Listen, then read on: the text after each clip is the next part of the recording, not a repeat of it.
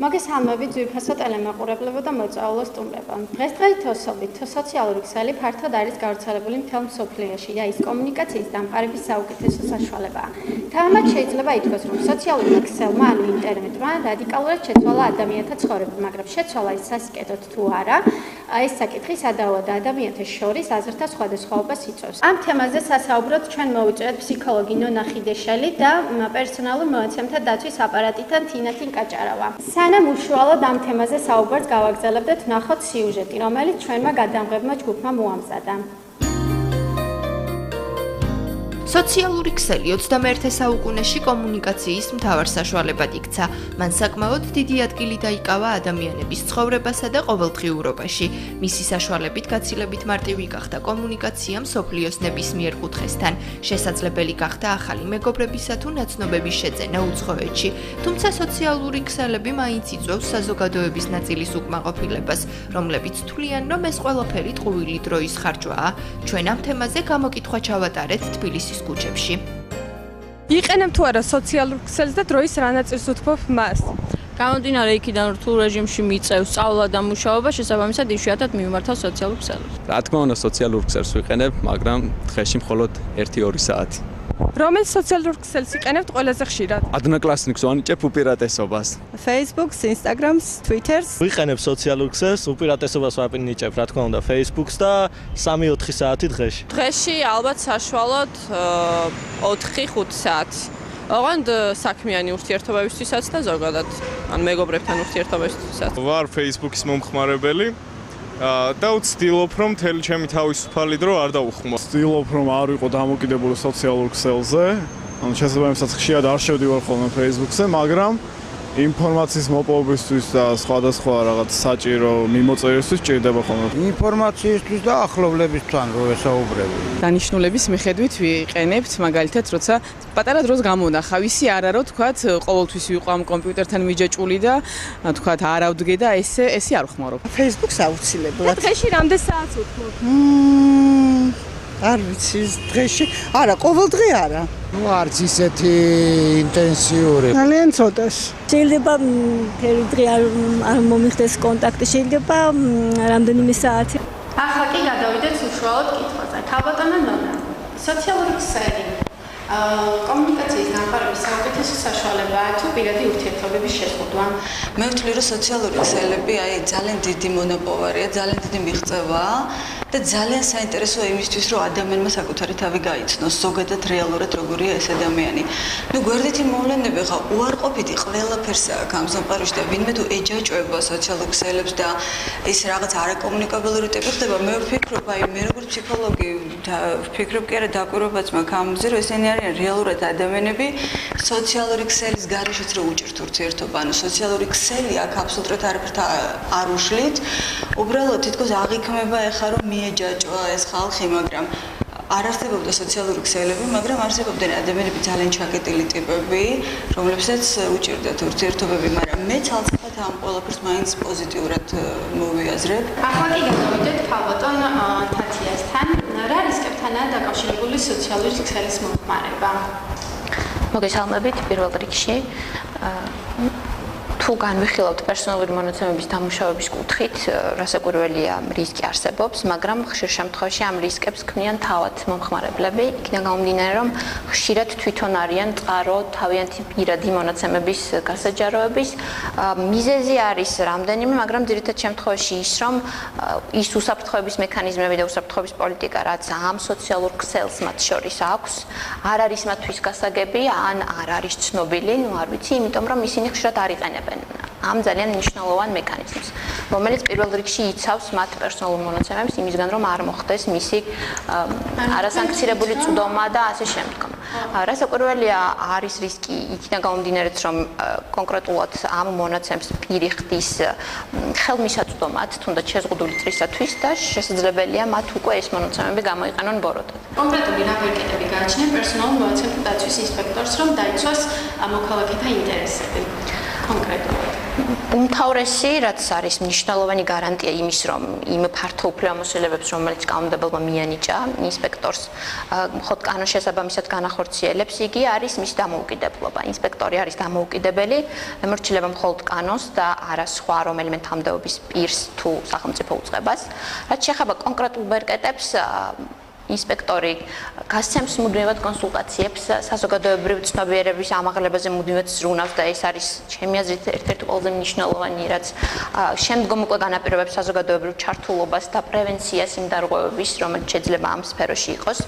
რასაკვირველია, დარღვევის აღმოჩენის შემთხვევაში ინსპექტორს აქვს უფლება და იგი ვალდებულია, რომ შესაბამის პასუხისმგებლობა დააკისროს დამრღვევს. უნდა აღინიშნოს, რომ მოქალაქეების მომართვიანობა არის მზარდი მუდმივად შემოსულია ამ ეტაპისთვის 200-ზე მეტი განაცხადი, გაცემულია 3000-ზე მეტი კონსულტაცია. ეს არის ძალიან მნიშვნელოვანი, აუცილებლად უნდა ვთქვა, იმიტომ რომ ძირითადი წყარო ხშირ შემთხვევაში, როდესაც ინსპექტორი ავლენს სამართალდარღვევებს, მათ შორის არის თვითონ განცხადებელი, ეგრეთ წოდებული დაზარალებული, რომელიც ატყობინებს მას ამის თაობას. ეს ნიშნავს იმას, რომ საზოგადოებრივი ჩართულობა იზრდება და საზოგადოება აცნობიერებს იმ ძალიან დიდ მნიშვნელობას, რომელიც აქვს ამ კონკრეტულ უფლებას და რეაგირებს მის თუნდაც უმნიშვნელო დარღვევაზე. ეს არის იმის საფუძველი, რომ ინსპექტორის აპარატი შემდგომ უკვე სათანადო რეაგირებას ახდენს თითოეულ დარღვევაზე. ახალი ნორმები, თქვენ რას იტყვით ამასთან დაკავშირებით სოციალური ქსელის გამოყენებასთან? ეს გონება, ესე უცნაურად მიდრეკილი მიჯაჭვულობისკენ, ახლა სოციალურ ქსელს არ მიეჯაჭვება, ადამიანს სხვა რამეს მიეჯაჭვება, თუ მიდრეკილია გონება მიჯაჭვულობისკენ. მე ერთ რამეს ვეუბნები, უბრალოდ ყველას რომ არ არის საჭირო ესე სერიოზულად და ტრაგიკულად აღიქვა. რატომაც არა კომუნიკაციებისთვის არის. აი ხა მაგალითად ამბები რომ მიდიოდა თურქეთში ან ნიცაში, მთელი სოციალური ქსელი, მთელი მსოფლიო ერთად უყურებდა.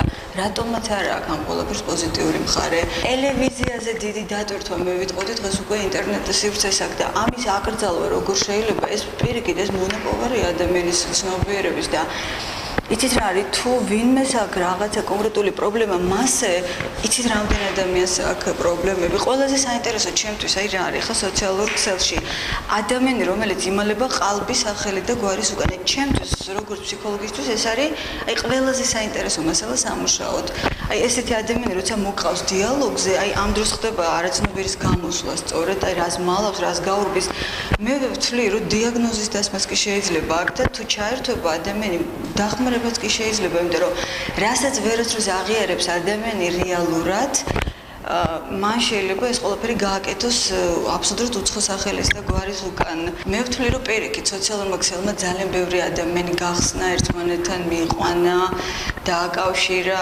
რამდენად მნიშვნელოვანია ასაკობრივი შეზღუდვა? არის ალბათ ერთი ასაკი, რასაც ბავშვობა ქვია. მოდეს ვთქვა, სანამ ცნობიერება დაიწყებს ჩამოყალიბებას, ნუ ეს ინდივიდუალურია სად როგორ, მაგრამ 8 წელი, 9 წელი, 10 წელი, კი ბატონო, შესაძლებელია რაღაც აკრძალვებზე იყოს საუბარი. აი ეს მხოლოდ ეს ცნობიერების ჩამოყალიბებლობის პერიოდი, თორემ მე შესაძლებელია რაიმე აკრძალვაზე. ბატონო ხათია, რა რეკომენდაციებია მოცემულ არასრულწლოვანების პერსონალური მონაცემების დასაცავად სოციალურ ქსელში? ასეთი რეკომენდაციები მათ შორის წერილობით აქვს შემუშავებული პერსონალურ მონაცემთა დაცვის ინსპექტორის აპარატს და ხელმისაწვდომია ელექტრონულ მატარებელზე.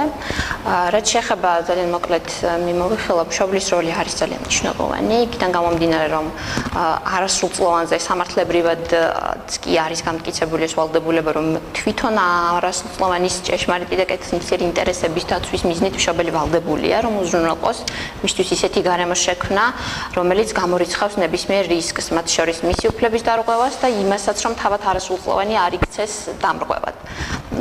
ვინაიდან არასრულწლოვანისთვისაც არის კონკრეტული პასუხისმგებლობის დაკისრების შესაძლებლობები, რადგან მაგალითად სამართალდარღვევისთვის პასუხისმგებლობა უკვე 16 წლის ასაკიდან დგება, ამიტომ ეს რისკიც არსებობს. მნიშვნელოვანია ის, რომ რაზეც თავიდანვე ვისაუბრეთ, ფუნქციები, რაც კონკრეტულად სოციალურ ქსელს გააჩნია, მათი პირადი მონაცემების დაცვის უზრუნველსაყოფად იყოს ძალიან გასაგები და ცნობილი ნებისმიერი მომხმარებლისთვის.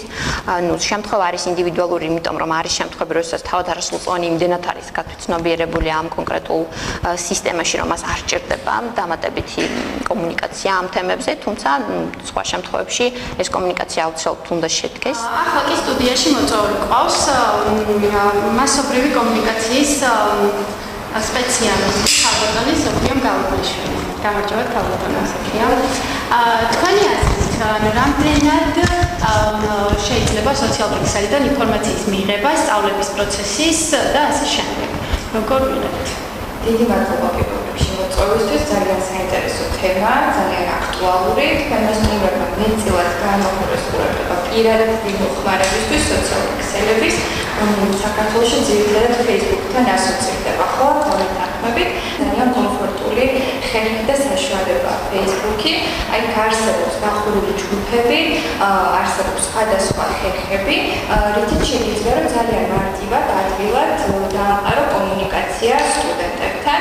მათ შეუძლიათ რომ გაცვალონ ერთმანეთში ინფორმაცია, დასვან კითხვები. ძალიან კარგია თუ სტუდენტებთან მუშაობს და ამავდროულად სწავლობს, ამიტომ სამსახურის პერიოდშიც კი მათ შეუძლიათ რომ რაღაცნაირად ონლაინ თან მუშაონ, თან აკეთონ საქმე, რომელიც დავუშვათ ლექციაზე აქვს დავალებული და ასე შემდეგ. ასევე ძალიან მნიშვნელოვანი და საინტერესოა რომ კარგი საშუალებაა ეს ინფორმაციის მისაღებად ისეთ ადამიანებზე, რომლებსაც კარგად არ ვიცნობთ, ხო? მე პირადად, როდესაც მაძლევენ ახლო ჯგუფს უნივერსიტეტში, პირველი რასაც ვაკეთებ, მას შემდეგ რაც გავიცნობ ამ ადამიანებს, სტუმრობ მათ პირად ვერდებს და იქიდან მიღებ გარკვეული ტიპის ინფორმაციას, რაც ჩემთვის ძალიან მნიშვნელოვანია, იმიტომ რომ სწავლება იქნება ეს თუ უბრალოდ სამსახურში ურთიერთობა თანამშრომელთან და ასე შემდეგ, მით უმეტეს ჩემი პროფესიის ადამიანისთვის, საერთაშორისო ურთიერთობების და კომუნიკაციების მიმართულებით მუშაობ. ძალიან მნიშვნელოვანია რომ მოვიძიო პირველ რიგში ამ ადამიანებზე ინფორმაცია და შემდეგ სწორი და კარგი კომუნიკაცია გავამყარო მათთან. მე მგონია რომ ძალიან კარგი და სწორი წამოწყებაა და ძალიან საინტერესოა ზოგადად სოციალურ ქსელთან ურთიერთობა და მუშაობა და მგონია რომ ეს ძალიან გამეხმარება მე პირადად როგორც ჩემი პროფესიის წარმომადგენელს ძალიან გამეხმარება განვითარდე მომავალში ისე რომ ჩემი ლექცია იყოს საინტერესო, მიზიდველი, ყურებადი, მოსმენადი და ასე შემდეგ. ახლა ბოლოს ვისწავლით თუ არა სოციალური ქსელის სწორად გამოყენებას და ვიპოვეთ თუ არა უფრო შუალედს. დიდი მადლობა დარბაზ მოწვეულ სტუმრებს საინტერესო საუბრისთვის. ახლა კი საზოგადოება